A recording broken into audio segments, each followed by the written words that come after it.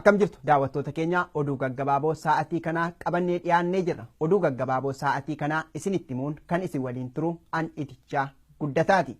Dargaggoo Dabalaa Biraanuu haala gaddisiisaa ta'een loltoota agaaziitiin reebamee lubbuun darbuun himame. Loltoonni agaazii erga barataa kana reebanii harkatti laaffatee booda fidanii haadha isaatiif kennani. Haati dargaggoo kanaatis wal'aansifachuuf jecha gara magaalaa Finfinnee hospitaala Phaawulos yoo geessanii battalumatti lubbuun darbuunis himamee jira. Sirni awwaalcha isaas jimaata darbee magaalaa Ambootti raawwatamee jira.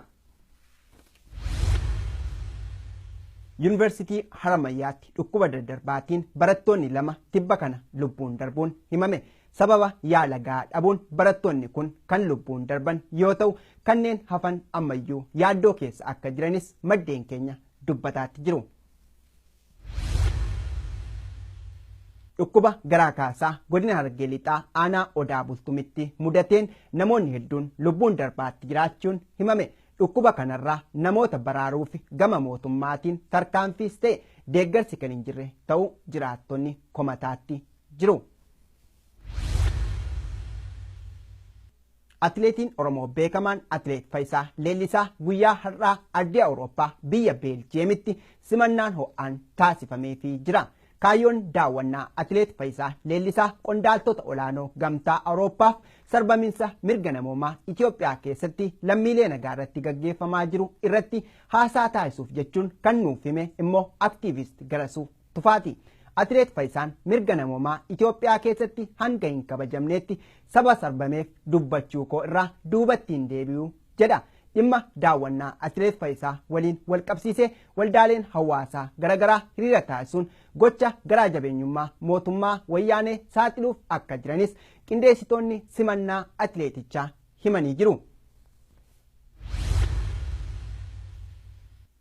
Guyyaa har'aa sadaasa 8 bara 2016 Uummanni Ameerikaa pirezidaantii haaraa filachuuf gara buufataalee filannoo itti dhiyoo jiranitti bahuudhaan sagalee isaanii laachaa jiru. Bu'aa filannoo kanaas sa'aatii muraasa booda ifa waan ta'uuf ciniinsuu guddaan eegamaatti jira. Dorgommii pirezidaantummaa biyyittiif kan paartii Dimokiraat bakka bu'uun dorgomaa jiran Hilaarii Kilinteen hanga ammaatti morkataa isaanii Doonaald Tiraampiin qabxii baay'ee walitti siiquun dursaa jiru. Hilaarii Kilinteen dorgommii har'aa kana yoo injifatan seenaa biyyittii keessatti pirezidaantii dubartii kan jalqabaa fi 45ffaa ta'uuf jiru. Ayyeen daawwattoota keenyaa oduun gaggabaaboon sa'aatii kanaaf qabannee kanumaan gammaa ture bal'ina isaa booda qabannee isiniif dhiyaanna hangasitti turtii gaarii. Warri OMN'n karaa bilbilaatiin hordoftan lakkoofsi kanaan dura ittiin hordofaa turtan jijjiiramuusaa isin beeksifna.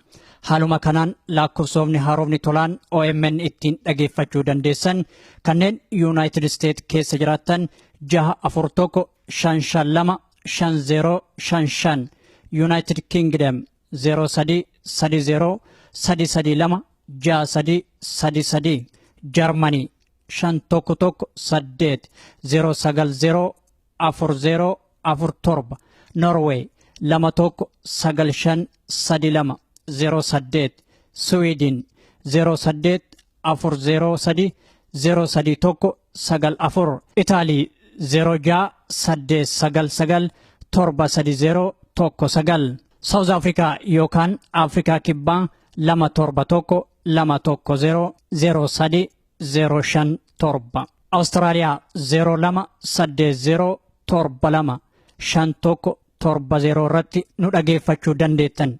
Biyyoota birootiif lakkoofsa haaraa akkuma baafneen isin beeksifna. Galatoomaa OMN.